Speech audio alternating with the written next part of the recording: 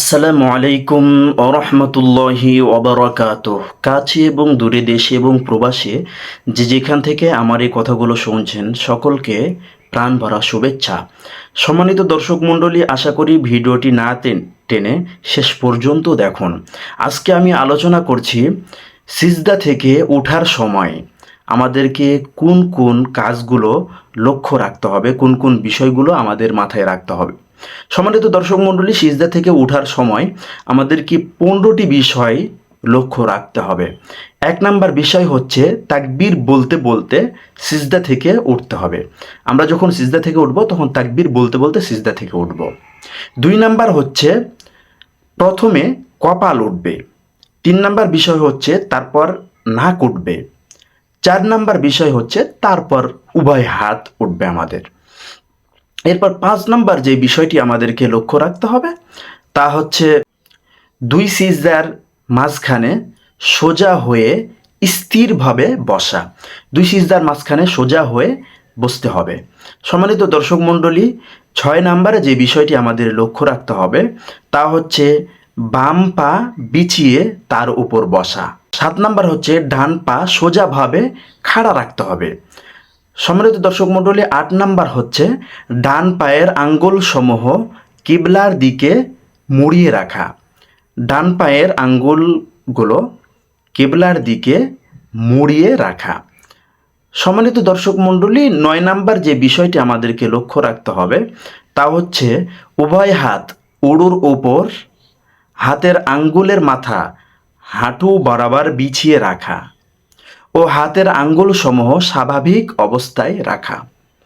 আমরা যখন হাতগুলো রাখবো 2 সিজদার মাঝখানে, উভয়ে হাত উড়ুর উপর রাখবো, হাঁটু বরাবর বিছিয়ে রাখবো এবং আঙ্গুলগুলো স্বাভাবিক অবস্থায় রেখে দেব।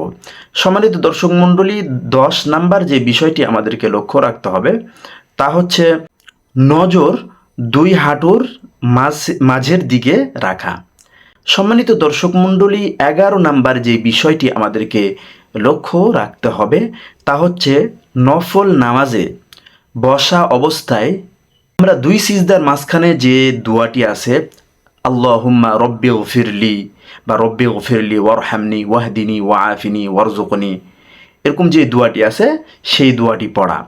নফল নামাজে আমরা পড়ার চেষ্টা করব এবং সম্ভব হলে আমরা ফরজ নামাজেও পড়ার চেষ্টা করব এই দোয়াগুলো।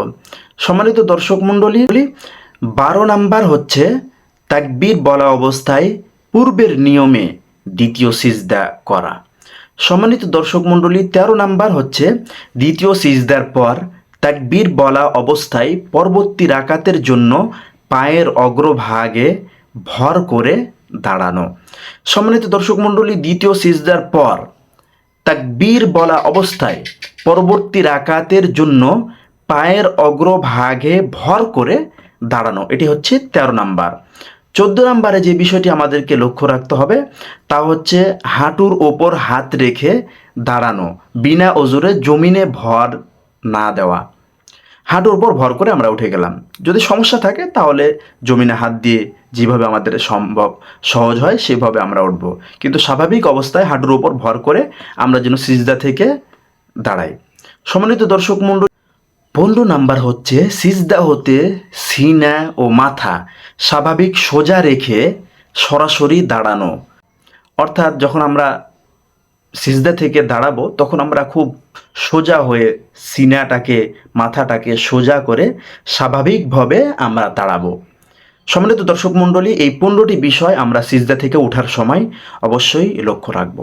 সম্মানিত দর্শক মণ্ডলী, এতক্ষণ আমাদের সাথে থাকার জন্য অসংখ্য ধন্যবাদ। আসসালামু আলাইকুম ওয়া রাহমাতুল্লাহি ওয়া বারাকাতুহু।